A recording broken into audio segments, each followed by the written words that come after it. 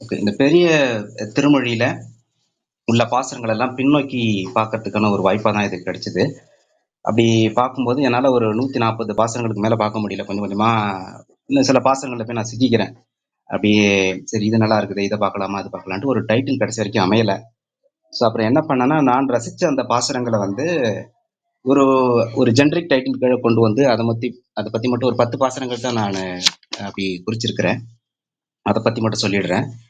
டைட்டிலா இத என்ன சொல்லலாம்னா, மங்கை மன்னன் கடத்தும் உணர்வு நிலைகள். அந்த ஒவ்வொரு பாசுரத்திலும் நான் அடைந்த அந்த உணர்வு நிலைகள் என்ன அப்படின்றத பத்தி மட்டும் தான் இப்ப பேசப் போறோம். நான் பேசுறது கேக்குது இல்லையா? கிளியரா இருக்குல்ல? கேக்குது சார். நல்ல கிளியரா இருக்கு. ஓகே. இப்ப மங்கை மன்னனுடைய அந்த வாழ்க்கை வரலாறு அல்லது அந்த கதை வந்து நெறைய இடங்கள்ல பதிவாயிருக்கு. நெறைய பேர் எழுதியிருக்கிறாங்க. பார்த்தசாரதி அவரு கூட இந்திரா சௌந்தரராஜன் இவங்கெல்லாம் கூட நெறைய அத பத்தி எழுதியிருக்கிறாங்க. ஸோ இப்ப அந்த கதைய பார்க்கும்போது அவர் வந்து இல்வாழ்க்கை தான் உண்மையான வாழ்க்கை அப்படின்னு நினைச்சு நம்பி அந்த போகத்திலேயே கிடந்து திளைத்து மகிழ்ந்திருக்கும் போது இறைவனால தடுத்தாட்கொள்ளப்படுறார். எப்படி தடுத்தாட்கொள்ளப்படுறார் அப்படின்னா, டக்குன்னு ஒரு நாள் இறைவன் தூக்கி வச்சுட்டான் என்ன மேல அப்படின்ற மாதிரி ஒரு ஒரு குறிப்பு சொல்றாரு. கிட்டத்தட்ட நீங்க சைவத்துல வந்து சுந்தரரை அப்படி பார்க்கலாம். சுந்தரரும் வந்து ஒரு நட்பு ரீதியா இறைவன்ட்ட பழகக்கூடியவர். இவர் வந்து கிட்டத்தட்ட அந்த நட்பு ரீதியான ஒரு ஒரு இவருடைய வாழ்க்கை வரலாறு அப்படித்தான் இருக்கு. இவர் வந்து இறைவன்கிட்ட வந்து என்ன சொல்ற பரகாலன்னு சொல்றது, கலியன்னு சொல்லி திட்டுறது, அந்த அளவுக்கு ஒரு ஒரு க்ளோஸ்னஸ் வந்து பார்க்க முடியுது. அப்படி இருக்கும்போது இவர் என்ன பண்றாருன்னா, முதல் பாசுரம்னு இவங்க தொகுத்து வச்சிருக்காங்க, ஆச்சாரியர்கள் தொகுத்து வச்சிருக்கிறத வந்து பாத்தீங்கன்னா, ஆரம்பிக்கும் போதே வாடினேன் வாடி வருந்தினேன் மனத்தால் அப்படின்னு சொல்லி தான் ஆரம்பிக்கிறாரு. ஸோ எவ்வளவு நான் வந்து ஒரு விஷயத்துக்காக சிரமப்பட்டிருக்கிறேன். ரொம்ப ஓடி ஓடி உழைச்சேன்றத நம்மவர்கள் இப்ப நம்ம சாதாரணமா சொல்ற அந்த இடத்த வந்து இவர் சொல்றாரு. ஓடினேன் ஓடி உய்வது ஓர் பொருளால். ஓடி ஓடி உழைச்சேன் எனக்கு இன்னைக்கு ஒண்ணு மெஞ்சிலின்னு பேசக்கூடிய அந்த நம்மவர்கள் அந்த குரல் வந்து ஒரு ஆழ்வார்கிட்ட தெரிக்கிற இடம் இந்த ஃபர்ஸ்ட் பாசுரம். இரண்டாவது இவர் என்ன சொல்றாரு, தான் பட்ட பாட்டை சொன்னதுக்கு அப்புறம் பாவியன் உணராது எத்தனை பகலும் பழுது போய் ஒழிந்தன நாட்கள். எனக்கு வந்து இவ்வளவு நாளா தெரியல. இன்னைக்கு நான் அவனை தெரிஞ்சுக்கிட்டான். அவன் எனக்கு தன்னை வந்து காட்டி கொடுத்துட்டான் எனக்கு. ஆனா திரும்பி பார்த்தா இவ்வளவு நாள் வேஸ்டா போச்சே அப்படின்னு சொல்லி புலம்புற அந்த ஒரு இடம் ரொம்ப அழகா இருக்கு. பாவியன் உணராது எத்தனை பகலும் பழுது போய் ஒழிந்தன நாட்கள். புலம்புறாரு. அந்த அந்த புலம்பல் சத்தம் கேக்குது அந்த பாசுரத்துல. அப்போ ஒருவேளை முன்னாடியே இவருக்கு இந்த ஞானம் கிடைச்சிருந்தா இன்னும் ஒரு 1000 பாசனம் பாடி வச்சிருப்பார் போல. மேபி அது நாம அதை மிஸ் பண்ணிருக்கலாம். அந்த ஒரு இடம் இந்த முதல் பாசுரத்துல.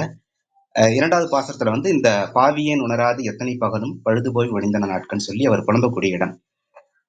இப்போ இன்னையோட முடிஞ்சிருச்சு இந்த துன்பம் எல்லாம். எனக்கு இன்னைக்கு ஞானம் வந்துருச்சு. இன்னைக்கு நான் பெருமாள் யாருன்னு தெரிஞ்சுக்கிட்டேன். எப்படி எனக்கு அந்த ஞானம் கிடைச்சது அப்படின்னு சொல்லி அவரு சொல்றாரு. இதுதான் என்னுடைய முதல் பாசுரம். 952. கள்வனேன் ஆனேன் படிறு செய்து இருப்பேன் கண்டவா தெரிதந்தேனேலும் தெல்லியன் ஆனேன் செல்கதிக்கு அமைந்தேன் சிக்கன திருவருள் பெற்றேன். அப்படியே டக்குன்னு கிடைச்சிருச்சு எனக்கு. இது வந்து இறைவனுடைய ஒரு செயலா அவனால இது அமைஞ்சது அப்படின்றது சொல்ற மாதிரி ஒரு இடமா நான் பாக்குறேன். சிக்கன திருவருள் பெற்றேன். திடீர்னு எனக்கு அப்படியே ஒரு நாள் கிடைச்சிருச்சு அப்படின்ற மாதிரி. இப்போ சரி, இது வரைக்கும் நான் பின்னாடி திரும்ப பார்த்தா எனக்கு அவ்வளவு ஒரு துக்கமான காலகட்டங்கள் அல்லது வந்து நான் ஒரு ஏமாந்து போன காலகட்டங்கள், தேவையில்லாம இவ்வளவு தூரம் உழைச்சிருக்கனே அப்படின்ற ஒரு உழைப்பு பின்பக்கம் தெரியுது. சரி, இன்னைக்கு எனக்கு ஞானம் கிடைச்சிருச்சு. இனிமேல் நான் எப்படி இருக்க போறேன், என்ன செய்ய போறேன் அப்படின்றத இந்த பாசுரத்துல அடுத்த ஒரு 4 வரியில சொல்றாரு. உள்ளெல்லாம் உருகி உரல் குரல் தழுத்து ஒழிந்தேன். பேசவே முடியல என்னால. உள்ளெல்லாம் உருகி குரல் தழுத்து ஒழிந்தேன் உடம்பெல்லாம் கண்ணநீர் சோர நல் இருள் அளவும் பகலும் நான் அழைப்பன் நாராயணா என்னும் நாமம். இனிமேல் நான் இதுதான் பண்ண போறேன். இன்னையோட எனக்கு முடிஞ்சிருச்சு. இனிமேல் நான் என்ன பண்ண போறேன், இவனுடைய பெயரை வந்து எப்படி சொல்ல போறேன்ற அந்த சொல்ற அந்த இடம் வந்து சைவத்துல சொல்லுவாங்க இல்லையா, மெய்தான் அரும்பி விதிர் விதித்து உன் விரையார் கடற்கன் கைதான் தவித்து உள்ளம் பொய்தான் தவிர்த்து உன்னை போற்றி செயல் செய்யணும். அப்ப அங்க வந்து அவர் சொல்லும் போது மெய் ஒரு ஒரு இறைவனை போய் பார்க்கும்போது அந்த சன்னதிக்குள்ள போகும்போது உடம்பு எப்படியெல்லாம் குறுகி போகுது, எப்படியெல்லாம் வேர்த்து கொட்டுது அப்படின்ற ஒரு இடத்த வந்து இங்க வந்து திரும்ப அவர் சொல்றாரு. அவனை அந்த நாராயணன்ற நாமத்தை நினைச்ச உடனேவே எனக்கு உள்ளெல்லாம் உருகி குரல் தழுத்து ஒழிந்தேன், உடம்பெல்லாம் கண்ணநீர் சொர. எப்பெல்லாம் நான் சொல்லிட்டு இருப்பேன், நள்ளிருள் அளவும் பகலும் பொழுதையும் நான் அந்த பேரை தான் சொல்ல போறேன். இதுதான் என்னுடைய வாழ்க்கை, இனி என்னுடைய வாழ்க்கை இதுதான் அப்படின்னு தெளிவாகிற இடம். சோ இந்த பாசுரம் வந்து ஒரு அலைந்து தெரிந்த ஒரு மனிதனுக்கு ஒரு திருப்தியை தரக்கூடிய ஒரு உணர்வு. அந்த அந்த அந்த உணர்வை நான் இங்க பாக்குறேன். தெல்லிய நானேன்ற உணர்வு வந்துருச்சு அவருக்கு. தெல்லிய நானேன் செல்கதிக்கு அமைதன். இனிமேல் எனக்கு என்ன நான் செய்ய போறேன், என்ன அமைய போகுதுன்றது எனக்கு தெரிஞ்சிருச்சு. அது போறோம். அதுக்கு அடுத்து நான் எப்படி இருக்க போறேன்ட்டு. அடுத்து இப்ப ஞானம் வந்துருச்சு. ஞானம் வந்த ஒருவன் என்ன பண்ண போறான்? அவனுக்கு உலக பிரச்சனை வந்துடும். ஞானம் வந்ததுக்கு அப்புறம் உலக பிரச்சனையை அவன் உலகத்தை நல்லா பாக்குறான். பார்க்கும்போது ஐயோ இவ்வளவு பேர் வந்து ஞானம் இல்லாம இருக்கிறாங்களே, பெருமாள் யாருன்னு தெரியாம இருக்கிறாங்களே அப்படின்ற ஒரு இயக்கம். அப்ப அவன் என்ன பண்றான், அட்வைஸ் பண்ற ஸ்டேஜுக்கு போறான். அவங்களுக்கு ஏதாவது வழிகாட்டணுமேன்ற ஒரு இடத்துக்கு அவன் வந்து சேர்றான்.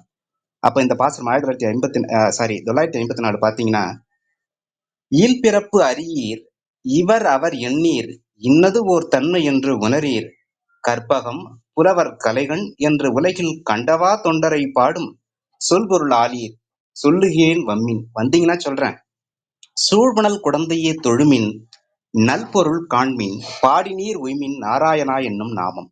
இங்க போய் அந்த குடந்தையில உள்ள அந்த பெருமாளை போய் கும்பிடுங்க. அப்படி அவனை வணங்குனீங்க அப்படின்னா அதுதான் நீங்க பார்க்கக்கூடிய நல்பொருள். வாழ்க்கைக்கான ஒரு நல்ல பொருள் அதுதான். அதை போய் பார்க்கணும் நீங்க. அவனை அவனை பாடணும் அப்படின்றது. பாடினீர் உய்மின், நீங்க சொல்லி பாடி மகிழ்ச்சியை அடைந்து அல்லது உய்வடையக்கூடிய ஒரு பதம் என்னன்னா நாராயணா என்னும் நாமம். அப்போ இவரை முதல்ல தன்னுடைய வாழ்க்கையை பார்த்து வருத்தப்பட்டு அந்த ஒரு நிலையில இருந்து ஒரு திருப்தி நிலைக்கு வந்து இப்போ அடுத்தவங்களுக்கு அந்த வழி நல்வழியை காட்டக்கூடிய ஒரு இடமா இந்த 954 இந்த பாசுரம். அடுத்து இப்போ இவருக்கு வந்து ஞானம் வந்துருச்சு. இவர் என்ன பண்றாரு, தேடல் இவர்கிட்ட வர ஆரம்பிச்சது. தன்னுடைய ஞானத்தை சேமிக்கக்கூடிய ஒரு ஒரு தேடல் வந்துருச்சு. தேடல்ன்றது வந்து பயணமா மாறுது. அந்த பயணத்தை இவர் என்ன பண்றாருன்னா, புற வாழ்க்கையில வந்து கோயில் கோயிலா சென்று பாடக்கூடிய ஒரு காட்சியை நமக்கு ஒரு ஒரு பெரிய வரப்பிரசாதமா நமக்கு இது அமையுது. அவர் ஒவ்வொரு தலமா போய் ஒவ்வொரு இறைவனா பாடுறாரு. அப்போ இந்த பாடக்கூடிய இந்த பயணங்கள் வந்து ஆன்மீக பயணம் அப்படின்னு நம்ம இதை பொதுவா சொன்னாலும் கூட அது மொத்தத்துல ஒரு பயணம், ஒரு ஒரு தேடலை நோக்கிய ஒரு பயணம். இந்த தேடல் எதை விரிவுபடுத்துது, இந்த பயணம் எதை நமக்கு விரிவுபடுத்துது அப்படின்னா அக மன விரிவு, அப்புறம் உடல் விரிவு கூட. ஏன்னா இவர் போற இடங்கள்லாம் ரொம்ப கஷ்டமான இடங்களா இருக்கு. கண் முன்னாடி நிறுத்தினா இந்த இடத்துக்குலாம் மனுஷங்களால போக முடியுமா 1000 வருஷத்துக்கு முன்னாடி நம்ம யோசிச்சு பார்க்க வேண்டிய ஒரு இது இருக்கு. அப்போ உடல் மனம் எல்லாமே வந்து அகலப்படுத்தக்கூடிய ஒரு பயணமா இதா இருக்கு. அந்த பயணத்துல ஆன்மீக பயணம்ன்றதுனால அவர் இறைவனை மனசுல வச்சு தேடிக்கிட்டே போய்கிட்டே இருக்கிறாரு. இவர் போய் ஃபர்ஸ்ட் பாடக்கூடிய தலம் வந்து திருப்பிரிதி அப்படின்னு சொல்லி இப்ப அந்த பிரபந்தத்துல அப்படி தொகுத்திருக்கிறாங்க. ஆனா இவர் பிறந்த ஊர் வந்து குறையலூர், திருமங்கை நாட்டுக்கு மண், அதுவும் பக்கமே இருக்கக்கூடிய ஒரு ஊர். அங்கேயே வந்து கிட்டத்தட்ட ஒரு 9 திவ்ய தேசங்கள் இருக்கு. அந்த பெருமாளெல்லாம் அவர் பின்னாடிதான் பாடுறதா இருக்கு. ஆனா டக்குன்னு போய் திருப்பிரிதி கிட்டத்தட்ட கடல்ல மட்டத்துல இருந்து 6000 அடி உயரத்துல இருக்கக்கூடிய ஜோஷிமத் அப்படின்ற அந்த திருப்பிரிதி போய் அங்க உள்ள பெருமாளை பாடுறாரு. அங்க போயிட்டு இவர் பார்க்கக்கூடிய அந்த இடம் வந்து ஒரு ஒரு கொடுங்காடு. அந்த 1000 வருஷத்துக்கு முன்னாடி அப்படிதான் இருந்திருக்க முடியும். அந்த காடு ஒரு இருள் சூழ்ந்த காடு. அந்த காட்டுல அவர் பார்க்கக்கூடிய காட்சிகளை நமக்கு அவ்வளோ பயமுறுத்தக்கூடியதா இருக்குது. சிங்கம் இருக்கு, யானை இருக்கு, வேங்கைகள் நிறைய இருக்குது அப்படின்னு சொல்லிட்டு அந்த வேங்கைகள் சிங்கங்கள் வந்து நடமாறத பார்த்து யானைகள்லாம் பிளிருதான், பயப்படுதான். அந்த பிளிரலே இந்த பாட்டில கேட்கும் போல இருக்கு. அந்த அளவுக்கு இருக்கு அந்த பாசுரம். அப்புறம் இன்னொரு இடத்துல அவர் சொல்றாரு, மாசுனம் அப்படின்னு கூடிய மலைப்பாம்பு அது வந்து பெருசா அப்படியே மலை மாதிரி இருக்கு அப்படின்னா, சரி ஏதோ பாசுரத்துக்காக இவர் மலை மாதிரி இருக்குன்னு சொல்லியிருப்பார் போல அப்படின்னு யோசிச்சோம்னா, இவர் என்ன சொல்றாரு, மலை மாதிரி இருக்கக்கூடிய அந்த பாம்பு அசைவாகுது, மலையே அசைகிற மாதிரி இருக்கு. அப்படி போகக்கூடிய அந்த பாம்பு ஏதோ ஒன்று கேட்ச் பண்றதுக்காக பிடிக்கிறதுக்காக போகுது. அது எதை பிடிக்குதுன்னா, வானத்துல கருமேகங்கள்லாம் யானை மாதிரி இருக்குதான். அந்த யானையை உணவாக்கிக்கிறதுக்காக இந்த மாசுனம் அப்படியே தவழ்ந்து போறதா இவர் பாடுறாரு. இது என்ன ஒரு பெரிய கற்பனையா தான் இருக்கும். இது வந்து நிஜத்துல வந்து இது எந்த அளவுக்கு பாசம். நமக்கு வந்து ஒரு மானையோ இல்ல ஒரு மாட்டையோ விளங்கக்கூடிய ஒரு மலைப்பாம்பே நமக்கு ரொம்ப பிரமிப்பா பயமுறுத்தக்கூடியதா இருக்கு. இந்த காட்டை இவர் கடந்து போயிருக்கிறாரு. எப்படி போனார்? தனியா போனாரா? ஆடல் மாலை போனாரா? இல்ல வந்து தன் கூட ஒரு சிறு படையை கூட்டிட்டு போனாரா? குமுதவல்லிய கூட கூட்டிட்டு போனாரா? எதுவுமே நமக்கு தெரியல. ஒரு பதட்டம் வருது. எப்படி இந்த இந்த இப்படிப்பட்ட ஒரு காட்டுக்குள்ள இவர் போறாரு அப்படின்னு சொல்லிட்டு.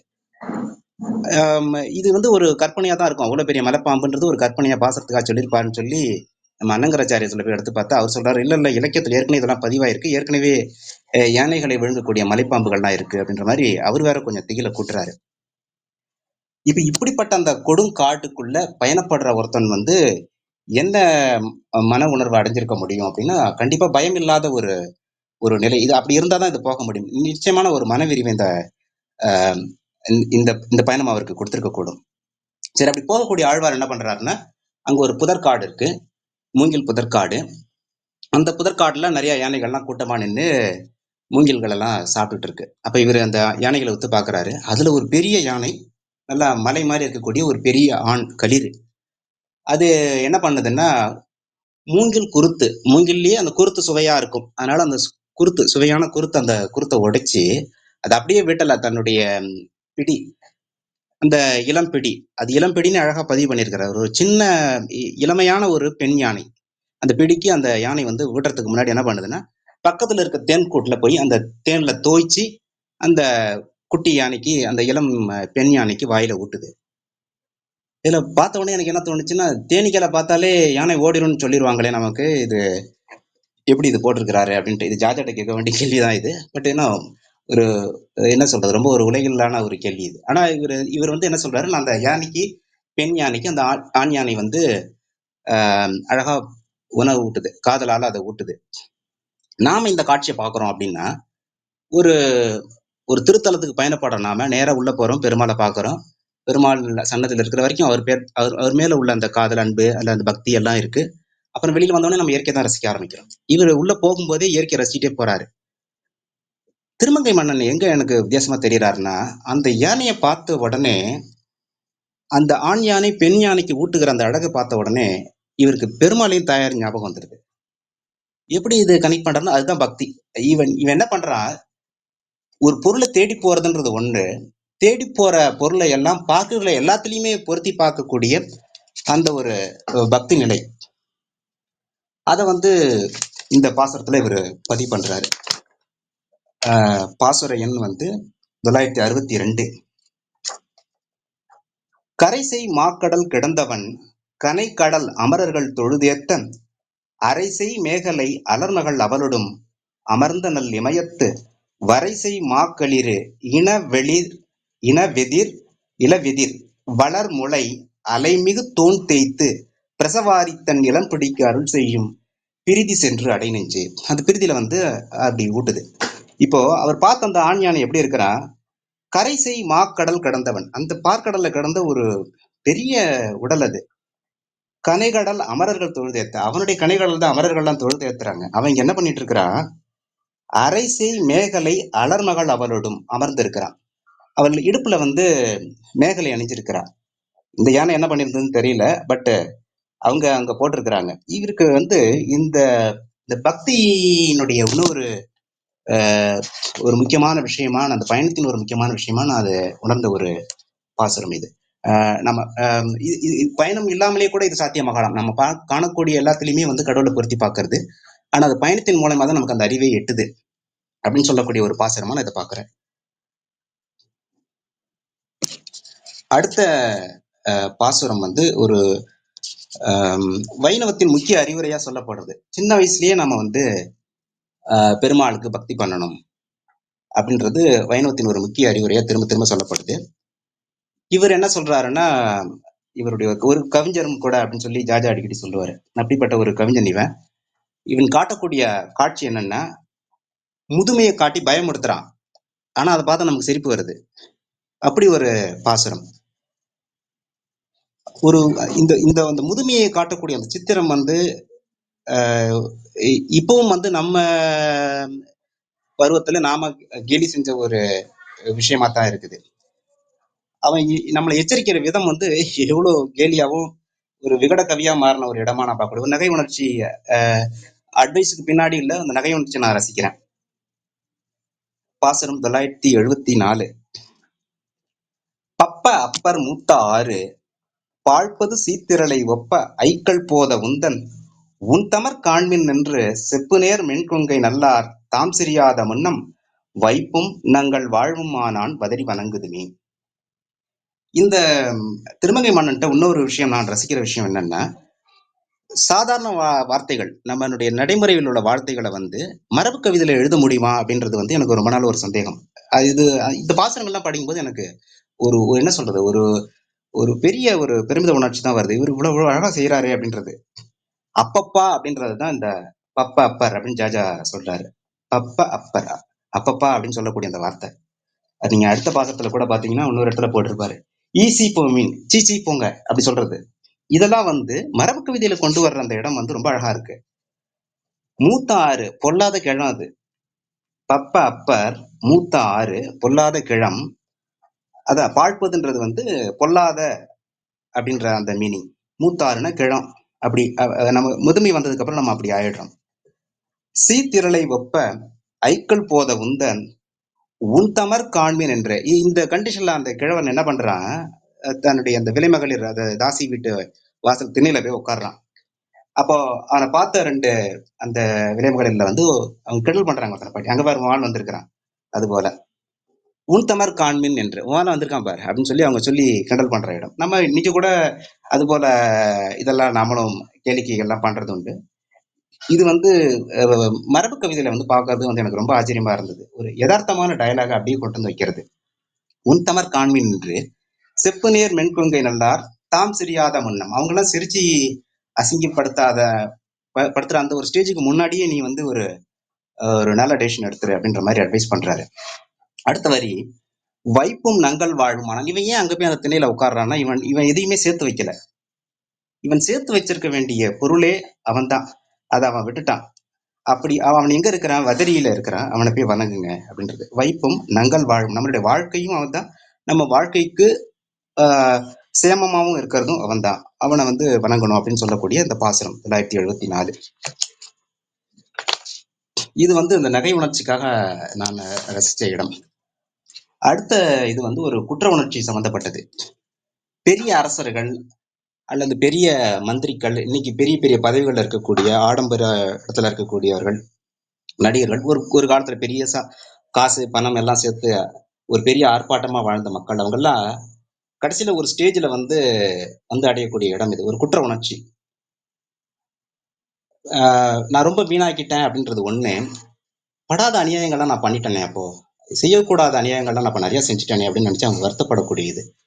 ஆனா ஒரு அரசன் அவன் இவர்களுக்கெல்லாம் மேற்பட்டவன். ஏன்னா அவன் கொன்னு புதைக்கிறான். ஒரு போர்னு போனா எத்தனை பேர் அவன் கொன்னு புதைக்க வேண்டியது. இவனுடைய அகங்காரத்துக்காக இன்னைக்கும் கூட நம்ம பார்க்கலாம். இஸ்ரேல், ஈரான், இந்த சண்டைகள், ரஷ்யா, உக்ரைன், இதெல்லாம் பார்க்கும்போது தலைவர்களுடைய அகங்காரத்தினால சாதாரண மக்கள் படக்கூடிய அந்த இடம். இவங்களுக்கெல்லாம் குற்ற உணர்ச்சி வருமானு தெரியல.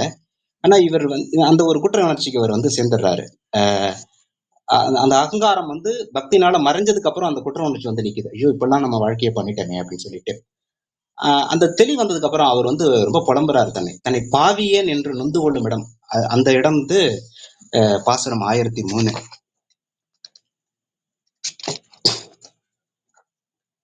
கோடிய மனத்தால் சினத்தொழில் புரிந்து திரிந்து நாய் இனத்தொடும் திளைத்திட்டு ஓடியும் உழன்றும் உயிர்களே கொன்றேன் உணர்விலேன். கொஞ்சம் கூட எனக்கு சென்ஸே இல்லைப்பா, நான் இப்படியெல்லாம் பண்ணிட்டேனே அப்படின்னு சொல்லி ஒரு அரசன் இயக்கப்படக்கூடிய இடம். இன்னைக்கும் அது அந்த இயக்கத்தை கேட்கும்போது கஷ்டமா தான் இருக்கு.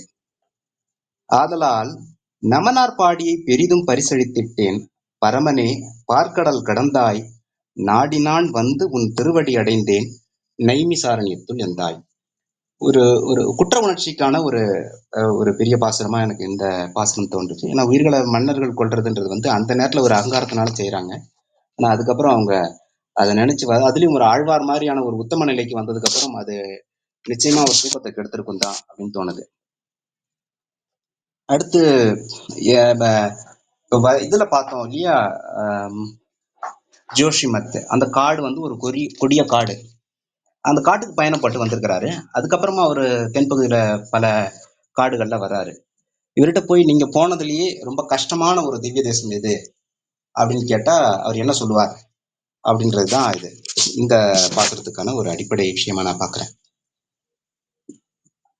பயணப்படுறவங்க ஒரு பயணத்தை நோக்கி போறவங்க எதை அடிப்படையா வச்சு பயணம் பண்றாங்க அப்படின்னா, பணமா இருக்கலாம், வசதி வாய்ப்புகளா இருக்கலாம், உள்ள உற்ற துணையா இருக்கலாம், ஏதோ ஒரு ஒரு துணை நண்பர்களா கூட இருக்கலாம்.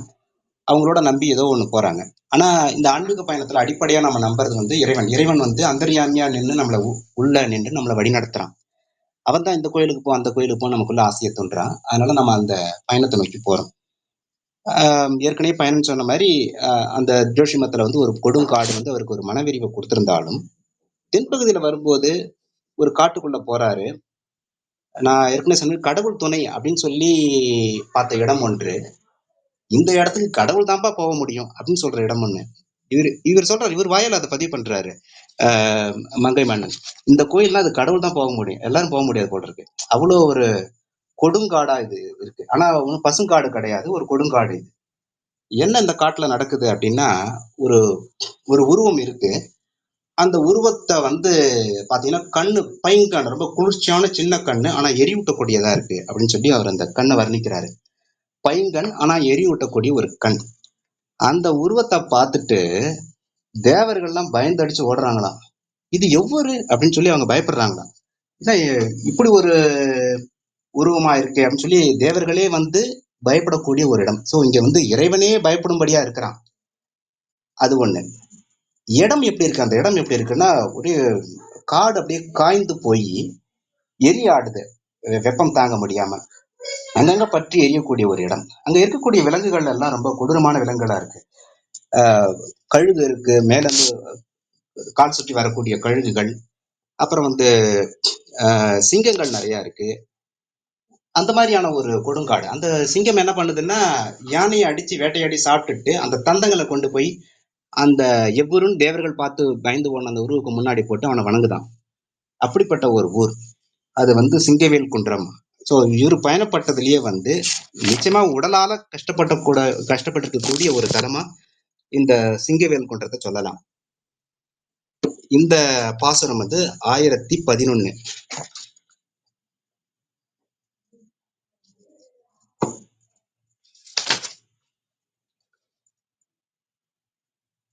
எவ்வம் வெவ்வேள் பொன் பெயரோன் ஏதலன் என் உயிரை வவ்வி ஆகம் வல்வுயிரால் வகிர்ந்த அம்மானது இடம் கவ்வும் நாயும் கழுகும் உச்சிப்போதொடு கால் சுழன்று தெய்வமல்லால் செல்ல ஒண்ணா சிங்கவேல் குன்றம். இங்க போன தெய்வம், போனவெல்லாம் தெய்வம் தான் அவன். அந்த மாதிரியான ஒரு இடமா பார்க்கலாம். அப்புறம் இந்த இடத்த அவர் சொல்றாரு, நின்ற சென்னி மொண்டு சூறை நீள் விசும்பூடு எரிய, அப்படியே மேலெல்லாம் தீ ஆடுது. போயிட்டு வர்றதுக்கே ஒரு ஒரு கஷ்டமான இடம். 13வது பாசத்துல சொல்லி எரிந்த பைங்கன் இலங்கு பேழ்வாய். அந்த வாயு கொஞ்சம் பயமான ஒரு வாய், அந்த முக அமைப்பு. ஏன்னா அவர் நரசிங்கன், அதனால. சோ அப்படிப்பட்ட ஒரு இடத்துக்கு போயிருக்கோம். இன்னைக்கும் கூட நாம இந்த மாதிரியான சில இடங்கள் எல்லாம் இருக்கு. ஒரு டீ கடை கூட இருக்காது. நம்மளை பொறுத்த வரைக்கும் அது ஒரு பெரிய விஷயம். டீ கடை இல்லாத ஒரு கோயில்ல போய் ஐயோ தண்ணி கூட கிடைக்கலப்பா அந்த கோயில்ல அப்படின்னு சொல்லக்கூடிய இடம். அந்த மாதிரியான இது நம்ம இதுக்கே வந்து நம்ம இவ்வளவு தூரம் ஒரு பயப்படக்கூடியது. அந்த 1000 வருடங்களுக்கு முற்பட்ட அந்த காலகட்டத்துல இவர் வந்து அங்க பயணம் பண்ணி அத அந்த அந்த இடத்த பதிவு பண்ணிருக்கிறது வந்து ரொம்ப அழகா இருக்கு. அடுத்து நான் இந்த பாசுரங்கள் வந்து திருவேங்கடத்துல வந்து ஏதாவது ஒரு பாசுரம் எடுக்கலாம் அப்படின்னு சொல்லி நான் தேடிக்கிட்டே வரும்போது இந்த ஒரு பாசுரத்துல வந்து கொஞ்சம் சிக்கிக்கிட்டேன். அது வந்து ரொம்ப ஒரு பிசிக்கல் மீனிங்கா தான் நான் பார்த்தேன் அப்போதைக்கு. உள்பொருள் நிறைய இருக்கக்கூடும், ஜாஜா விரித்து சொல்லக்கூடும். எனக்கு இந்த இடத்துல வந்து நான் ஒரு சிக்கிக்கிட்ட இடம் ஒண்ணு உண்டு. பாசுரம் வந்து 1026. பேசும் என் திருநாமம் எட்டெழுத்தும் சொல்லி நின்று பின்னரும் பேசுவார் தமை உய்ய வாங்கி பிறப்பருக்கும் பிரானிடம் வாசமா மலர் நாறுவார் பொழில் சூழ் தரும் உலகுக்கு எல்லாம் தேசமாய் திகழும் மலை திருவேங்கடம் அடை நெஞ்சு. பார்க்கறதுக்கு எல்லாம் ஒரு எளிமையான வரிகளாக இருந்தாலும் தேசமாய் திகழும் மலைன்ற வரி வந்து எனக்கு ரொம்ப வித்தியாசமா தெரிஞ்சுது. ஏன்னா தேசத்துக்கு என்ன பொருள் இருக்கும் அப்படின்னு சொல்லி அப்போ தேடும்போது நமக்கு என்ன தோணுச்சுன்னா, தேசு அப்படின்னா ஒலி, உலகுக்கெல்லாம் ஒலியா இருக்கக்கூடிய ஒரு மலை இது அப்படின்னு சொல்லி சொல்றாரு. 1000 வருஷத்துக்கு முன்னாடி இது என்ன உலகுக்கு ஒலியா இருந்திருக்க முடியும்? மூர்த்தி பெரிது, கீர்த்தி பெரிது, மூர்த்தி பெரிது அப்படின்னு சொல்லலாம். ஆனா இன்னைக்கு வந்து அதே திருவேங்கட மலையை நம்ம யோசிச்சு பார்த்தோம்னா இன்னைக்கு உலகத்துக்கே அது வந்து தேசமாய் திகழக்கூடிய மலையா தான் தெரியுது. ஏன்னா எல்லாருக்குமே இன்னைக்கு தெரிஞ்சிருக்கு. அதுக்கு அக்சஸ் வந்துடுச்சு. அதுக்கப்புறம் ரொம்ப பிரம்மாண்டமா வளர்ந்திருக்கு. இன்னைக்கு உள்ள திருத்தலங்கள்ல, திவ்ய தேசங்கள்ல ரொம்ப வளர்ச்சி, பொருளாதார ரீதியான ஒரு வளர்ச்சியும் கூட. அண்ட் எல்லா மக்களும் ஒரு ஒரு பெரிய அக்சஸோட போய் பார்க்கக்கூடிய ஒரு இடமா இன்னைக்கு வந்து அது இருக்குது. திருவேங்கடம்ன்றது வந்து ஸ்ரீரங்கத்துக்கு இணை அப்படின்னு பார்க்கக்கூடியதாகவும் சொல்லலாம். ஆனா இந்த பாசுரத்துக்கு என்ன பொருள் சொல்லுவார் ஜாஜான்னு சொல்லி நான் எடுத்து போய் தேடிட்டு இருக்கும்போது அவர் என்ன சொல்றாரு, தலைமை அப்படின்றாரு. ஆஹ் ஒரு ஒரு தலைமையான ஒரு இடம் இந்த தேசம் அப்படின்ற அந்த பொருள் தான் அது அப்படின்றார். தேசமாய் திகழும் மலைன்னா ஒரு இந்த உலகಕ್ಕೆ தலைமையான ஒரு மலை அப்படின்னு சொல்லி ஜாஜா பொருள் உலகுக்கெல்லாம் தலைமை என்கிறார். ஆனா அவர் சொல்லும்போது இன்னொரு வார்த்தை அந்த இதுல சொன்னார், எனக்கு ரொம்ப இதா இருந்தது. என்ன சொல்றது, சிலிர்த்து போச்சு. வைகுண்டத்திற்கு இணையான தலம் என்ற சிறப்பு உண்டு என்கிறார். இது வைகுண்டத்துக்கு இணையான தலமா, அதனாலதான் தேசமாய் திகழும் தலை மலை அப்படின்னு சொல்லி சொல்றாங்க அப்படின்னு சொல்லி. அப்ப இந்த பாட்டுல வந்து நான் சிக்கினதுக்கு ஒரு ஒரு ஒரு ஒரு ரீசன் இருந்ததா எனக்கு பட்டது.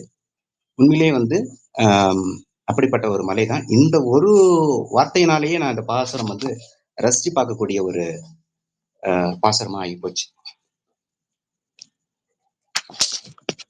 அடுத்த பெருமித உணர்வு, அது நெஞ்சுடு கிளத்தல் வகை பாடல்களை நிறைய மங்கையாழ்வார் பாடுறாரு. பல இடங்கள்ல நல்லா பாடிட்டே இருக்கார். திடீர்னு அந்த குற்ற உணர்ச்சிக்கு வந்து, அப்பெல்லாம் இருந்த நெஞ்சமே நீ நீ இப்ப போய் இவனை தொழு, இல்ல இந்த திருத்தலத்தை சென்று அடைவாயாக, அவனை நேசிப்பாயாக, அது போன்ற ஒரு நெஞ்சுடு கிளத்தல் வகை பாசுரங்களை இவர் நிறைய பாடுறாரு. ஒரு இடத்துல இவர் என்ன சொல்றாரு, நீ சூப்பர் பெஸ்ட், நல்லா பண்ணிட்ட அப்படின்னு சொல்லி தன்னுடைய நெஞ்சை தட்டி கொடுக்குற ஒரு இடம். சபாஷ், நீ நல்லதான் பண்ணிருக்க அப்படின்னு தன்னை தானே நினைச்சு ஒரு பெருமித உணர்வு படக்கூடிய ஒரு பாசுரமா வந்து 1047, அதுவும் இந்த திருவேங்கடம், இது 1049, 1049. ஆமா. உறவு சுற்றம் என்று ஒன்று இலா ஒருவன் உகந்தவர் தம்மை மண்மிசை பிறவியே கெடுப்பான். அவனுக்கு யாரும் உறவுலாம் கிடையாது, உறவு சுற்றம்லாம் யாரும் கிடையாது.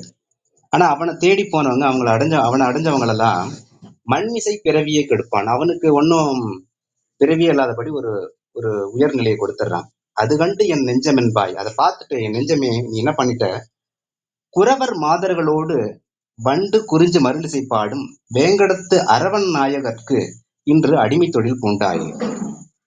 சபாஷ் சொல்லிக்கிறார். ஏன்னா நீ வந்து பார்த்த அந்த அந்த இறைவன் வந்து சாதாரணவன் கிடையாது, அவன் அறத்தின் நாயகன்.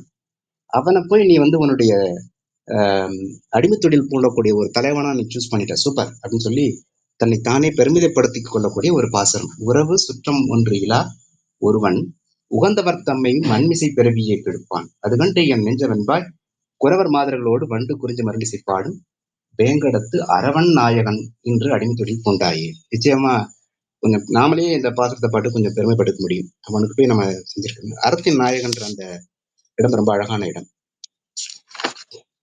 அடுத்து வந்து சிறுமையிலும் பெருமை அப்படின்ற ஒரு இது என்ன, இது சொன்னா பாண்டவ தூத பெருமாள் காஞ்சியில உள்ளது. அவரை கண்முன் கொண்டு வந்து நிறுத்துறாரு ஆழ்வார். இப்போ தூது அனுப்புறாரு இவரு. யார, ராமனா இருக்கும்போது அனுமனை தூது அனுப்புறாரு. அனுமனுக்கு ஒரு பெருமை, நான் ராமனுக்கே தூதன் அப்படின்ட்டு, ராமதூதன். அவன் நம்ம ராமதூதன் சொல்றான். ராமனுக்கே நான் தூதன்றதுல அவனுக்கு ஒரு பெருமை. அடுத்து என்ன பண்றான், அவன் போய் அந்த தூது செயலை ரொம்ப சிறப்பா முடிச்சுட்டு வரான். இவனை விட்டா இந்த அளவுக்கு சிறப்பா வேற யாரும் செய்ய முடியாது அப்படின்னு சொல்லி அது ஒரு சாதனையா செஞ்சு நல்ல பேர் வாங்குறான். அப்போ அவனுக்கு வந்து செயலாலும் பெருமை, இன்னாருக்கு தூது போனதுனால எனக்கு அதுவும் பெருமை. இப்ப ரெண்டுமே அவனுக்கு, செயலும் அதன் பலனும் ரெண்டுமே அவனுக்கு பெருமை வாங்கி தான் அமைச்சு போச்சு. ஆனா கிருஷ்ணன் என்ன பண்றான், தன்னை ஒரு தூதுவனா சொல்றான். யோசிச்சு பார்த்தா பாண்டவர்களுக்கு அவன் எந்த விதத்துல அவன் ஈக்குவலா இருக்க முடியும்? கிடையாது. யாருமே அப்ப இருந்த மன்னர்கள் யாருமே அவனுக்கு இணையா சொல்ல ஒப்பு வைக்க முடியாத ஒரு இடம். கதைக்காக வேணா அவன் பஞ்சபாண்டவர்கள் பெரியவர்கள்னு சொல்லிக்கலாம். ஆனா அப்படி இவனு வந்து அந்த தூது வேலையை செஞ்சதுனால இவனுக்கு என்ன பெருமை? ஒரு பெருமையும் கிடையாது. இவன் எவ்வளவு பெரிய ஆள், இவன் அந்த செய்யக்கூடிய வேலையினால இவனுக்கு பெருமை கிடையாது. அடுத்து என்ன பண்றான், சரி போய் தூது போய் அந்த தூது சக்சஸ் ஆச்சா? அதுவும் இல்லை. அப்போ பல நாளையும் இவனுக்கு பெருமை கிடையாது. எதனால இவர் வந்து பாண்டவ தூத பெருமாள்னு சொல்லிக்கணும்? பாண்டவர்களுக்கு பெருமை தூது போன ஒரு பெருமாள் நான் அப்படின்னு பெருமையா சொல்லிக்கணும். ஆழ்வார் சொல்றாரு அந்த இடத்த 1060வது பாசுரம்.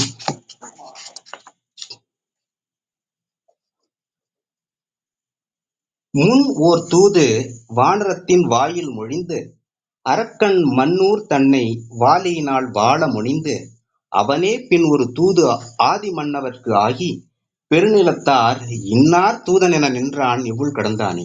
இந்த பூமியில உள்ளவங்களாம் சொல்றாங்களாம் இவன் இன்னாருடைய தூதன் சொல்லி. அதாவது பாண்டவ தூத பெருமாள் அவர் அப்படின்னு சொல்றாங்க அந்த பூமியில உள்ளவங்க எல்லாம் அவரை. ஆனா இவனுக்கு என்ன அதுல பெருமை இருந்துட முடியும்? ஒரு பெருமை இருந்திருக்கலாம். என்ன, நிச்சயமா ஒரு பெரிய பேரழிவு அதை தடுக்கிறதுக்காக அவன் முயற்சி பண்ணான். பாண்டவர்களால் ஏற்பட்டக்கூடிய அல்லது திரௌபதியாலேயோ அல்லது வந்து துச்சாதனாதிரியர்களோ அவங்களாலேயும் ஏற்படக்கூடிய ஒரு பேரழிவை தடுக்க முயற்சி பண்ணான். அந்த அந்த தாயிலம் அந்த நல்ல உள்ளத்துக்காக வந்து அந்த முயற்சியே அவனது கருணை, அதனால அவனுக்கு அது பெயரா சொல்லலாம் அப்படின்றது பார்க்கும்போது நோக்கத்தின் அடிப்படையில் அவன் என்ன நோக்கத்துல அதை செய்யறான், அந்த நோக்கத்தின் அடிப்படையில் அவனுக்கு அந்த பெயர் வந்து அமைஞ்சது அப்படின்னு நம்ம எடுத்துக்க முடியுது. சரி, இதே போல அடுத்த பாசுரம் அவன் வந்து பார்த்தசாரதி பெருமாளா இருக்கிறான். பார்த்தனுக்கு தேர் ஓட்டுறான். அதுல என்ன பெருமை இருந்துட முடியும்? அவனை பார்த்தசாரதி பெருமாள் நம்ம சொல்றான். பார்த்தன் வந்து எவ்வளவு பெரிய நல்லவனா இருந்தாலும் நாம வந்து சாரதியா நம்ம கிருஷ்ணனை நம்மளால பார்க்க முடியல. அப்போ இந்த பாசுரம் வந்து அந்த இடத்துல இன்னும் அழகா சொல்லப்படுது. 1073. அந்தகன் சிறுவன் அரசர்தம் அரசர்க்கு இளையவன் அணி இழையைச் சென்று எந்தமக்கு உரிமை செய் என தரியாது எம்பெருமான் அருளென்னன் சந்தமல் குடலால் அலக்கன் நூற்றுவர்த்தம் பெண்டிரு மெய்தி நூலிழப்ப இந்திரன் சிறுவன் தேர்மு நின்றானை திருவல்லிக்கேணி கண்டேனே. சோ பார்த்தசாரதி பெருமாள் வந்து பார்த்தனுக்கு தேரோட்டியா இருக்கிறான்றதுல ஒன்னும் பெருமை இருக்க முடியாது. அவன் அடுத்து செஞ்ச செயல் இருக்கே அது இன்னும் மோசமானது. 100 பெண்களுக்கு மேல அவங்களை தாலி இழக்கிறதுக்கு செஞ்சிடுறான். லோக்கலா சொல்லணும்னா அவங்களுக்கு எப்படி சொல்லுவாங்கன்னு தெரியும். அந்த வேலையை செஞ்சுட்டான் இவன். 100 பெண்களுக்கு மேல நூல் இழப்ப அவங்களுடைய தாலி இழந்து போகும்படி செய்துட்டான். இது ஏன் இவன் இப்படி பண்றான் அப்படின்னு சொல்லி பாத்தீங்கன்னா மேல வந்து அந்த கதை வருது. அந்தகன் சிறுவன் யாரு? திருதராஷ்டிரனுடைய பையன் சிறுவன்.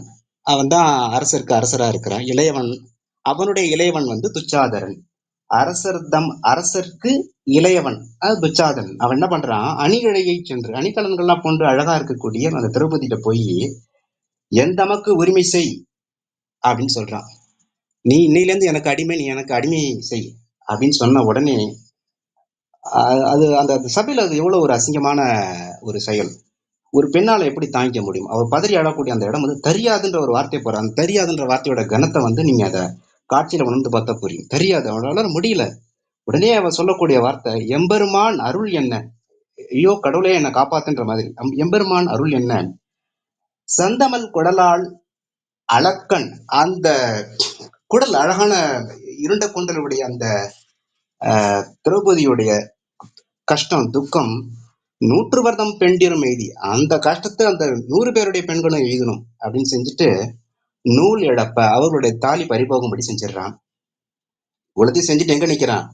இந்திரன் சிறுவன் தேர்முன் நின்றான். இந்திரனுடைய சிறுவன் யாரு? பார்த்தன், இந்திரனுடைய பையனா அவனை நம்ம பாக்குறோம் அந்த இடத்துல. சோ இந்திரனுடைய சிறுவன் தேர்மன், அந்த தேர்மன் அடிப்பை அவன் தேரோட்டியா நிக்கிறான். இந்த சாரதி அப்படின்றது வந்து தொழிலாள பெருமை இல்லை, இவன் அந்த இடத்துல நின்று செஞ்ச செயலாளியும் பெருமை இல்லை. இவ்வளோ பண்ணனவன் சிறுமையை சிறுமையால போக்கியிருக்கான் இல்லையா? அந்த ஒரு பெண்ணுக்கு ஏற்பட்ட அந்த அநியாயத்தை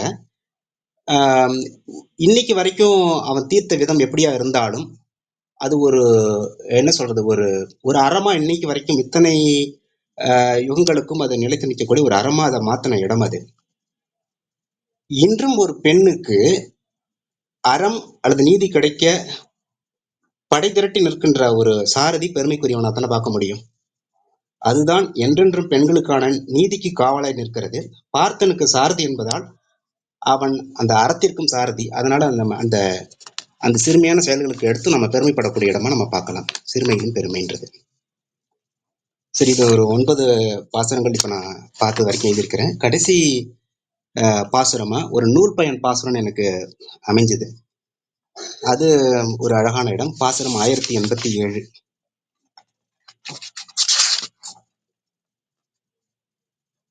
நெடுமால் அவன் மேவிய நீர்மலை மேல் நிலவும் புகழ் மங்கையர்கோன் அமரில் கடமா கலியானை வல்லான் கலியன் ஒலிசெய் தமிழ்மாலை வல்லார்க்கு உடனே விடும் மால்வினை வேண்டிடில் மேல் உலகும் எளிதாயிடும் அன்றி இலங்கு ஒலிசேர் கொடுமாக் கடல் வையம் ஆண்டு மதிக்கொடை மன்னவராய் அடிகோடுவரே.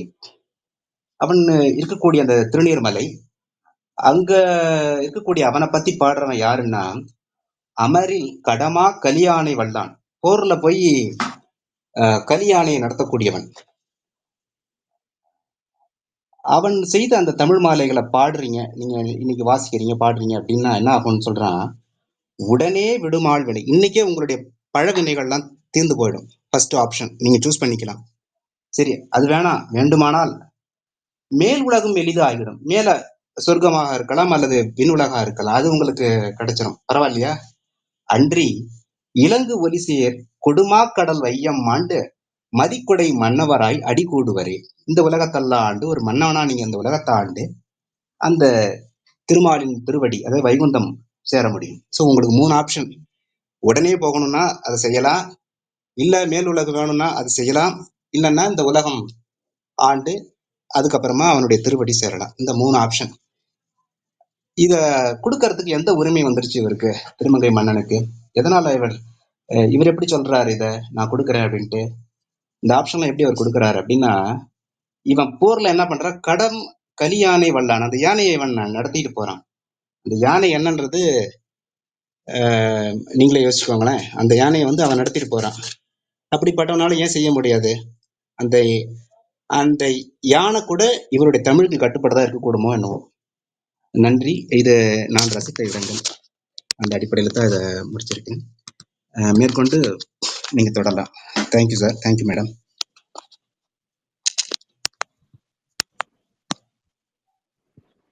ரொம்ப நல்லா இருந்துச்சு சார். திருவாதிரையில ஆரம்பிச்சு பாண்டவ தூத பெருமாள்ல முடிச்சுட்டு ஒரு பலஸ்ருதியும் சொல்லி முடிச்சிட்டீங்க.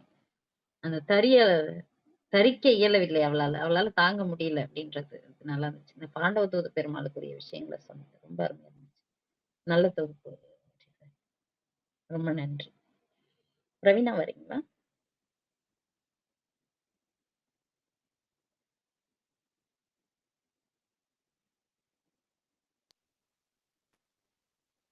ஹலோ விஜி, ரொம்ப சூப்பரா இருந்தது சார். நான் சார் ஜாஜா சார் செஷன் நான் அட்டன் பண்ணல, அதனால எனக்கு எல்லாம் என்ன நடந்ததுன்னு அவ்வளோ எக்ஸாக்டா தெரியல. ஆனா நீங்க தொகுத்ததுல இருந்தே ஓரளவுக்கு புரியுது சார். ரொம்ப நல்லா இருந்துச்சு, சூப்பரா இருந்தது. மோஸ்ட்லி உணர்ச்சிகள் பத்தி கவர் பண்ணியிருந்தீங்கன்னு நினைக்கிறேன் சார். சில இதெல்லாம் ரொம்ப இன்ட்ரெஸ்டிங்கா இருந்தது. ஏன்னா இப்போ அங்க கம்பராமாயணம் வாசிக்கிறதுனால அந்த யானை தன்னுடைய பெடைக்கு ஒரு அன்பளிப்பு கொடுக்கறதா சொல்லியிருந்தீங்க. அது கம்பராமாயணம்லயும் அந்த சீன் வரும். ஸோ ஸோ அந்த சில இமேஜஸ் எல்லாம் எப்படி அவங்க அது அங்க ரிப்பீட் ஆகுது அப்படிங்கிறது ரொம்ப இன்ட்ரெஸ்டிங்கா இருந்தது. அப்புறம் அந்த பாம்பு யானைய விழுங்கறது போல அந்த மலை மாதிரி நடந்து அந்த மேகம் போல இருக்கக்கூடிய அதாவது மேகத்தை விழுங்குறது அப்படிங்கிறது, அந்த மேகம் போல இருக்கக்கூடிய யானையை விழுங்குறது அப்படிங்கிற அந்த ஒரு இமேஜும் நம்ம கம்பராமாயணம்ல பார்த்திருக்கோம். அதுக்கு விஜி ரொம்ப பியூட்டிஃபுல்லா அன்னைக்கு எக்ஸ்பிளனேஷன் சொன்னாங்க நாங்க படிக்கும் போது. அது விஜய் திரும்ப சொல்ல முடிஞ்சா சொல்லலாம். எனக்கு ரீகலெக்ட் பண்ற அளவுக்கு, அதாவது யானைங்கிறது நம்ம ஒரு அகங்காரம், ஆணவம், அகங்காரம் அப்படி அதோடைய ஒரு இதுவா எடுத்துட்டோம்னா, பாம்பு ஒரு விழைவா நம்ம பார்க்கிறோம். ஸோ அந்த விழைவு இருக்கக்கூடிய இடத்துல ஒரு அந்த மமதை, நான், எனது அப்படிங்கிற அந்த ஒரு மமதையும் அது அது தானாவே அது அமைஞ்சு அந்த விழைவே அது விழுங்கிடும். நம்மளுடைய அதை அப்படியே உள்ள இழுத்து விழுங்கிடும் அப்படிங்கிற மாதிரி நான் யோசிச்சுக்கிட்டேன். ஆனா விஜய் இன்னும் பியூட்டிஃபுல்லா சொல்லுவாங்க. நாங்க ராவணனோடதெல்லாம் பேசிட்டு இருந்தோம் அப்ப. ஸோ அந்த மாதிரி நிறைய இமேஜஸ் வந்து இங்க வந்து ரிப்பீட் ஆகுது சார். அதெல்லாம் நீங்க அந்த இடம்லாம் கரெக்டா எடுத்து நீங்க கையாண்டது ரொம்ப நல்லா இருந்தது. ஆஹ் இன்னும் 2-3 விஷயம் யோசிச்சிருந்தேன் சார். ஆனா எனக்கு இப்போ ம், சொல்றதுக்கு ஞாபகம் இல்ல. ரொம்ப சூப்பரா இருந்தது சார் உங்களோட பிரசன்டேஷன். நான் திரும்ப கேட்கிறேன் முழுசா. நன்றி பிரவீன். சொல்லுங்க சார். ஆ நன்றி மேடம். ஆக்சுவலாக வந்து ஜாஜா சார் வந்து அந்த பாம்பை வந்து அவர் என்ன சொல்றாருன்னா காமமாக பார்க்குறாரு.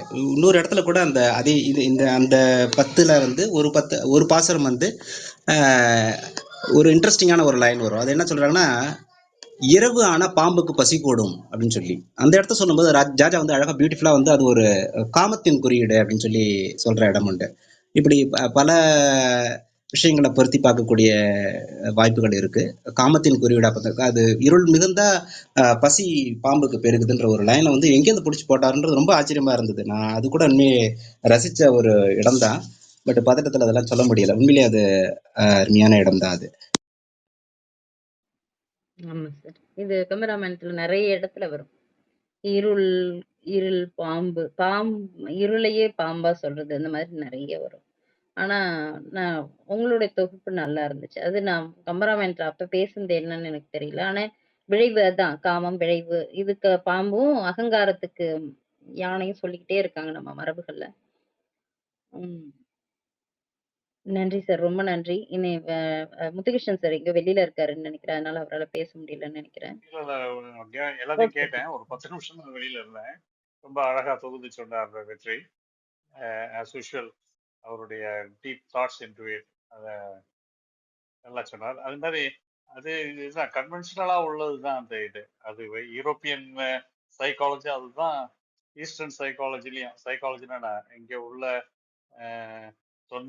தொன்மையான ஐதீகங்களும் அதனுடைய இதுவும் வந்து காமம் அந்த மாதிரி உள்ளதான் இதை குறிக்கிறதும் இது விளைவையும் குறிக்கும் பாம்பு. விளைவு, காமம், இவையெல்லாம் அது குறிக்கும். இந்த பாபத்தையும் குறிக்கும். அது அது என்னதுல சொல்றான்னு சொல்றாரு. அது யானை வந்து அந்த சொன்ன அகங்காரம் அந்த மாதிரி உள்ள அதாவது குறியீடாதான் யானையை காட்டுவாங்க. அது வந்து இங்கேயும் சரி. ஆனா யூரோப்பியன்ல எப்படின்னு தெரியல. I am not study. இது பாம்பு எப்பொழுதும் இது இங்கேயும் அங்கேயும் ஒன்னே தான். அது ரொம்ப நல்லா இருந்தது. அது மாதிரி 2-3 அந்த அந்த பாட்டு இவங்க பிரவீனா சொன்ன மாதிரி அந்த மேல மேகம் நீர் பருத்து இருந்தது இதெல்லாம் வந்து இந்த கும்பகர்ணன் கூட சொல்லியிருக்க மாதிரி சொல்லியிருந்தாங்க. அந்த அந்த கம்பேரிட்டிவ் இதுல இந்த மேகம் சூழ்ந்து எப்படி தோள்கள் எல்லாம் பெருத்து தண்ணீர் ஊப்பி இருக்கிற மாதிரி சரி யானையை டிஸ்கிரைப் பண்றப்ப அந்த கார் மேகம் அந்த மாதிரி பருத்து கொழுத்து அது மாதிரி இருந்ததா அதை உருவப்படுத்துறது. அது ரொம்ப அது இது யானையையும் வளமைக்கு சொல்லுவாங்க. அது ஒரு முக்கியமான இது உண்டு யானை. நல்லா சொன்னீங்க. அதை அந்த பாடல்லாம் ரொம்ப இந்த தொகுப்பு நல்லா இருந்தது. ஆக்சுவலி நல்லா இன் டெப்த் போய் எல்லாத்தையும் சொன்னீங்க. ரொம்ப நன்றி. ஒவ்வொருத்தரும் ஒவ்வொரு பெர்ஸ்பெக்டிவ் சொல்றீங்க.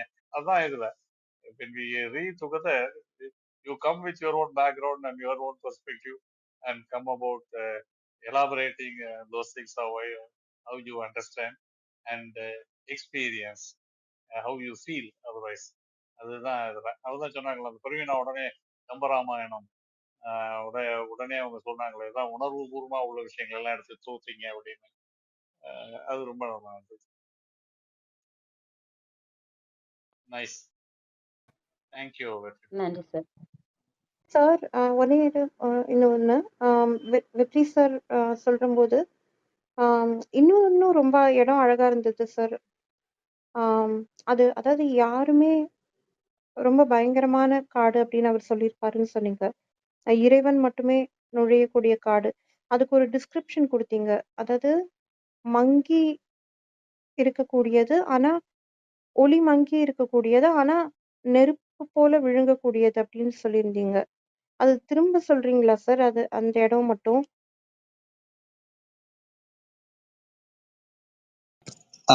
அது பைங்கண் அப்படின்னு சொல்லி அந்த நரசிம்மருடைய கண்ணை சொல்லும்போது அவர் சொல்றாரு. நான் பாசுரம் என்ன சொல்றேன்.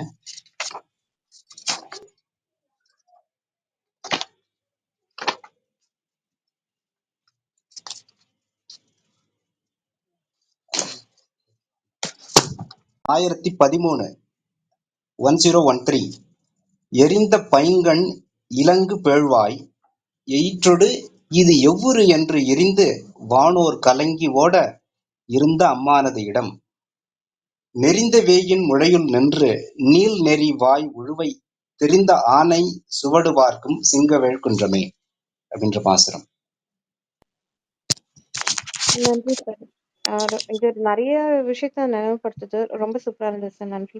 இதுல வந்து சார் இப்போ அது கண்டிப்பா இது ஒப்புமை குடுக்க முடியாது. ஆனா இப்போ அந்த கம்பராமாயணம் படிக்கிறதுனால அதோட இன்ஃப்ளூயன்ஸ் வந்துருது.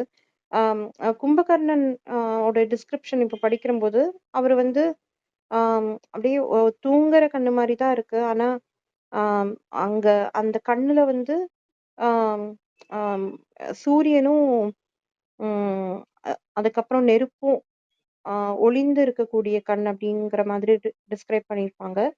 பட் அதுக்கு பொருந்துமா தெரியல. ஆனா இப்ப நீங்க நரசிம்மர் அப்படின்னு சொல்றதுனால ஜாஜா இதுக்கு முன்னாடி சொன்னது ஒண்ணு ஞாபகம் வருது. நம்ம திருப்பாவையில வந்து ஆண்டாள் எழுதிய பாசுரம்ல வந்து நமக்குள்ள அந்த உறங்கி இருக்கக்கூடிய அந்த ஒரு அந்த ஒரு ஒரு கான்ஷியஸ்னஸ் தான் நரசிம்மர் அப்படின்னு ஒரு தடவை சார் சொன்னாரு.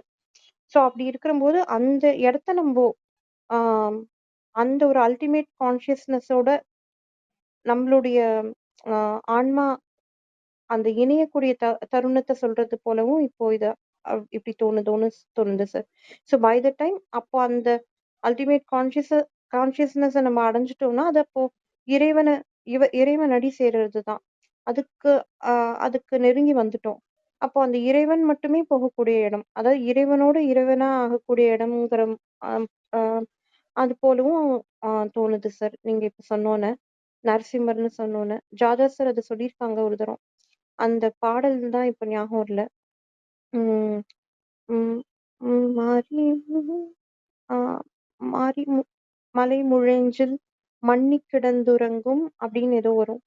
ஆமா, மாறி மறைமுடைஞ்சில் மண்ணி கிடந்துறங்கும் சீரிய சிங்கம் அறிவுற்று தீவிழித்து வேரி மயிர்பொங்க எப்பாடும் பேர்ந்துதறி மூறி நிமிர்ந்து முழங்கி புறப்பட்டு போதருமா போலே பூவைப்பூ வண்ணா நின் கோயில் நின்று இங்ஙனே போந்தருளி கோப்புடைய சீரிய சிங்காசனத்திருந்து யாம் வந்த காரியம் ஆராய்ந்தருளேலோர் எம்பாவாய். அது இதே இந்த திருப்பாவிலே கூட இன்னொரு இடத்துலலாம் வந்து சொல்லும்போது பெருமாளுடைய கண் வந்து சந்திரனும் சூரியனும் ஒரே இடத்துல வரும். ஒரே இடத்துல எப்படி சந்திரன் மாதிரி இருக்க முடியும், எப்படி சூரியன் மாதிரி இருக்க முடியும் அப்படின்னா அப்போ நீங்க சொன்ன இந்த விளக்கம் கூட அதுக்கு பொருந்தி வரக்கூடியது. இன்னொரு இடத்துல சொல்லும்போது அது வந்து தாமரை கண், அது வந்து பாதி திறந்தும் பாதி மூடிய போலும் இருக்கும். அதுக்கு வந்து ஒரு எளிமையான விளக்கங்கள்லாம் சொல்றாங்க. அவருடைய அடியார்களுடைய துன்பத்தையோ அல்லது ஐ மீன் அவருடைய குற்றங்களை வந்து அவன் பாதி கண்டு காணாது போல இருக்கிறான், அடியார்கள் ஏதாவது குற்றம் செஞ்சா அப்படின்ற மாதிரி ஒரு விளக்கம் சொல்றாங்க. இன்னொரு இடத்துல அவன் சொல்லும்போது என்ன சொல்றான், கிங்கினி இருக்கு இல்லையா, கழுத்துல கட்டியிருப்பாங்க இல்லையா மணிகள்ல கோத்துக்கூடி கிண்கிணி, அந்த கிண்கிணியோட சின்னதா அது திறந்திருக்கும். ரொம்ப முழுசா திறந்திருக்காது, முழுசா முடியும். முழுசா திறந்தா அது உள்ள இருக்கக்கூடிய இந்த பால் கீழே விழுந்துரும். அதனால அது வந்து லைட்டா மூடி இருக்கும், நல்லா மூடி இருக்கும், லைட்டா திறந்திருக்கும். அப்படி ஒரு பார்வையை வந்து அப்படி அவனுடைய கண்ணை வர்ணிக்கும் போது இதே திருப்பாவையில சொல்லக்கூடிய இடம் உண்டு. இந்த பைங்கண் அப்படிங்கிறதுக்கு வந்து பையினாலே பசுமை தான், பச்சை. பைங்கண்கிறது பசிய கண் அப்படிங்கறதுதான் பொருள். பைங்கண்ணுக்கு வந்து இன்னும் வந்து ரெண்டு பொருளுமே உண்டு. டெண்டர் குளிர்ந்த கண்கள் அப்படிங்கிற மாதிரி.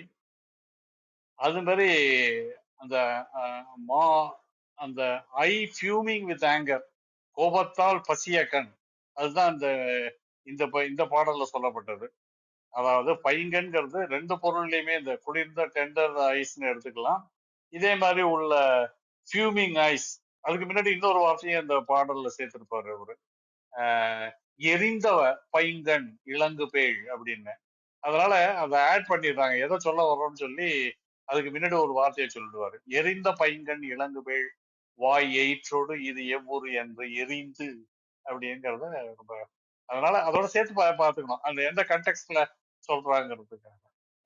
அப்புறம் அந்த பைங்கண்கிறப்ப அந்த பை பசிய அப்படிங்கிறப்பயே அது விஷங்கிற மாதிரியும் ஒரு பொருள் இருக்கு அதுக்கு, விடமுடைய கண் அப்படிங்கிற மாதிரி. அது எங்கேயோ பார்த்தாங்க. அதாவது இந்த பைங்கண்கிறது பசுமையாகிய விடம்னே சொல்றோம். அது மாதிரியும் ஒரு இருக்கு. Okay, what ever it is, இது அந்த கண்டெக்ட்ல இஸ் வெரி நைஸ். இந்த பைங்கன்னு சொல்றது திருமால சொல்றப்பதான் சொல்றது. வேற என்ன சொல்லுங்க.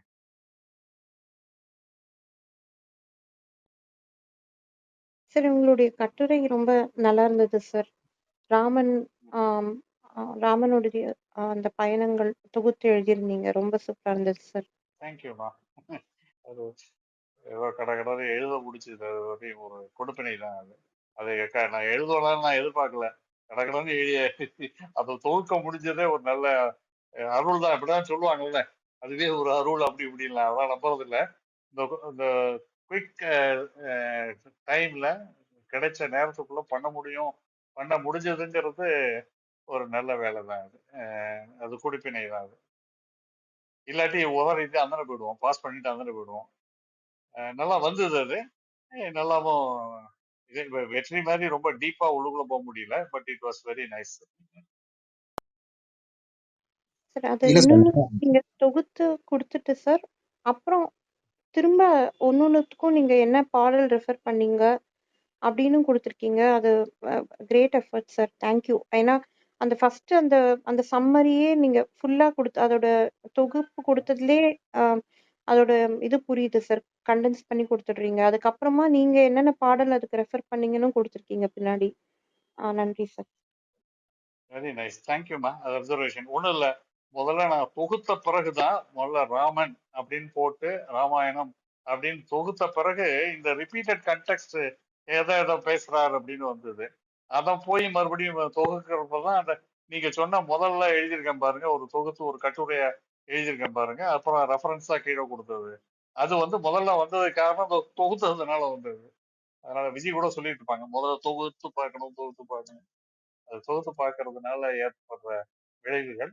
நல்ல அப்சர்வேஷன். அதுதான் முன்னாடி அந்த முதல்ல அப்டிராக்டா முதல்ல கொடுத்துட்டு பிறகு மற்றதெல்லாம் சொல்லுது. Very nice. சொல்லுங்க வெற்றி, ஏதோ சொல்ல வந்தீங்க, அதுல கட் ஆயிடுச்சு. இல்ல சார், அதான் நல்லா தொகுத்து இருந்தது, நல்லா இருந்தது படிக்கிறதுக்கு. நான் இன்னைக்கு ஈவினிங் தான் பார்த்தேன். அது நல்லா இருந்தது, நல்லா அழகா தான் எழுதியிருக்கிறேன். தேங்க்யூமா, தேங்க்யூ வெற்றி. உடனே எழுதிடுறது இருக்கு பாருங்க, அது ரொம்ப முக்கியம். அது சார் கரெக்டா பண்ணிடுறாங்க, நாம தான் சோம்பல் போட்டோம். இல்ல அது இல்லாட்டி தொகுத்து அது உள்ளுக்குள்ள வைக்காட்டி அதுக்கப்புறம் வந்து ஆமா அது அப்பப்பைக்கு பைசல் கையோட பண்ணி.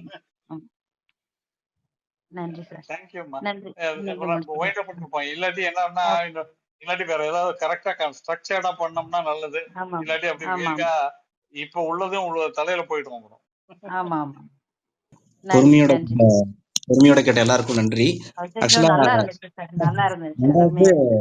இது வந்து ஜாஜா சார் தான் நம்ம நிறைய தேங்க் பண்ணணும். ஏன்னா அப்போ அவருடைய கைடட் டூர் மாதிரி அந்த பாசனங்களுக்குள்ள போனோம், அதுக்கான ஸ்ட்ரக்சர்ஸ் எல்லாம் அவர் எக்ஸ்பிளைன் பண்ணி அழகா கொண்டு போனாரு.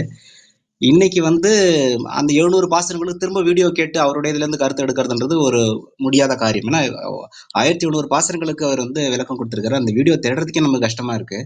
நினைச்சு பார்த்தாலே ஒரு மலைப்பான ஒர்க்கு. அண்ட் அதுல பயணம் பண்ணதுனால நமக்கு கிடைச்ச பாக்கியம் இது. ஓரளவுக்கு நம்மளால கெஸ் பண்ண முடியுது, இந்த பொருள் இப்படிதானே, பரவாயில்ல. ஆனா இப்படி ஒரு விஷயத்த தொகுக்கும் போதுதான் நாம என்ன தப்பு பண்றோம்னு தோணுது. இப்ப கிளாஸ் அவர் எடுக்கும் போது ஆல்ரெடி நாம ஒரு தொகுப்பு வச்சுட்டு அன்னைக்கு அந்த 10 பாடல்களை வாசிச்சுட்டு நம்ம ரைட்டப் ஒண்ணு வச்சுட்டு சைட்ல ஜாஜாவோடத கேட்டு எக்ஸ்ட்ரா இருக்கிறத நோட் பண்ணிட்டு வந்தாலே நமக்கு அவ்வளவு கிடைக்கும் போல இருக்கு. நாம என்ன பண்றோம், அதை ரொம்ப சாதாரணமா விட்டுடுறோம். அவர் ஒரு வார்த்தை விடாம செஞ்சிட்டு இருக்கு. ஒரு பாசுரத்தோட ஒரு வார்த்தையை கூட அவர் மிஸ் பண்றது இல்லைன்றது அந்த சின்சியாரிட்டி இருக்குல்ல, அதுக்கெல்லாம் ஒரு தெய்வீகமான ஒரு இது ப்ராப்ளம் வேணும்.